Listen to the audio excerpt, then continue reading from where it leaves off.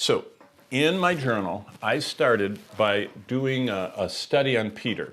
So here's a picture of Peter from the classic artist, being crucified. Peter, you've already seen holding those keys. He was a fisherman. He was one of the first disciples. You can read about that. In fact, we study that in our other 52-week course, which is going through the Gospels using the Holy Land as a backdrop.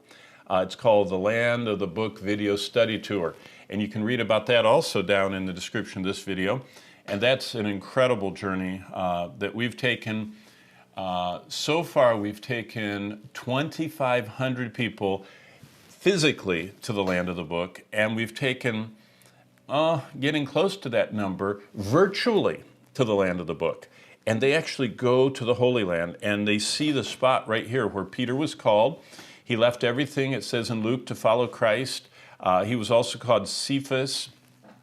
And of course, Petra, that comes in the rock and the stone in Matthew 16. Jesus said that on this rock, his confession of Jesus as the Christ, he would build the church. Remember, Peter denied Christ. Jesus restored Peter. After Pentecost, Peter was the first one to publicly proclaim the resurrected Christ.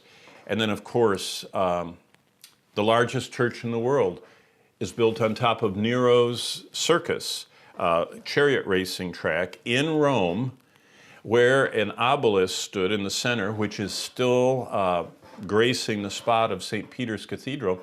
And that's most likely the spot where Peter was crucified upside down in somewhere between 64 and 68 AD. And by the way, that is our newest course. The course I'm teaching right now, we already started it a few months ago in Greece and in Italy, and we're going back to the United Kingdom and back to Greece and to Italy, teaching the life and letters of Paul. It's taking the book of Acts as the backdrop and interleaving every one of Paul's 13 epistles where they fit in the record of the early church in the book of Acts. And so we actually go as a part of that course right there to where Peter was martyred for Christ.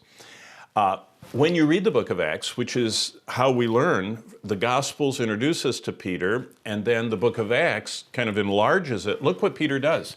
He gives that first gospel message in Acts 2. Then he starts ministering to the early church meeting in Solomon's colonnade. And then he speaks before the Sanhedrin. The apostles speak. Peter again preaches at Cornelius' house. Then look, in chapter 12, right here, the whole focus of Acts changes. And it goes from 12 chapters of Peter kind of being the center stage. He moves off, and I'll show you in a minute where he goes and what he does. And Paul comes to the forefront. And of course, Paul starts preaching on his first missionary journey there in Antioch, then in Lystra, then in Athens, and on we go through the New Testament book of Acts. Now, let's look at 1 Peter 1 through 8. Now, in our study, and some of you've got to remember these basic kind of like techniques that we use to maximize. You get your journal out. You're always doodling, jotting, putting any thoughts down that you have, but also mark in your Bibles. And I don't have, usually I have another camera, and we had to travel light for this extended journey. But my other camera looks down, and you can see my Bible. So what I'll do is I'll just describe to you what I would have shown you and pointed with my stylus here.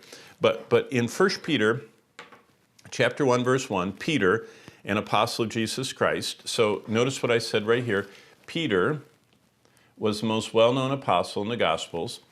And then I real quickly did some background work. And I used the MacArthur Study Bible and my concordance and everything else in my study tools, and found out right here that no one ever claimed greater loyalty than Peter. I mean, he just said, everyone else will fail you, I won't, No one was ever honored like Peter. Jesus didn't tell any of the other disciples that you're Peter and the confession you just made is the foundation of the church. He was honored. No one else was honored like him. And no one was ever rebuked as sharply. Remember, Jesus said, "Get thee behind me, Satan," looking right at Peter. I mean, what a rebuke. No one ever denied Jesus like Peter. Not once, not twice, but 3 times. You can read about that there in Matthew. No one was ever more totally smitten by his or her sin in the sight of Jesus like Peter was. It says he grieved deeply and repented. No one ever grieved more completely, and no one ever knew Jesus better or loved him more, or for that matter, wanted his approval more than Peter, and no one was ever restored more tenderly than Peter. When we're in the Holy Land in the video study tour, we actually do an entire hour lesson right there on the seashore.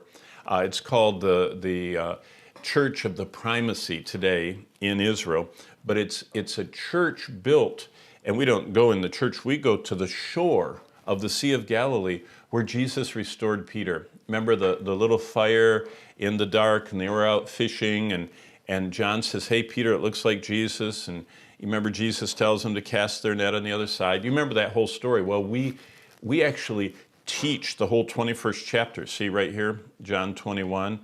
We teach that whole chapter right on the spot.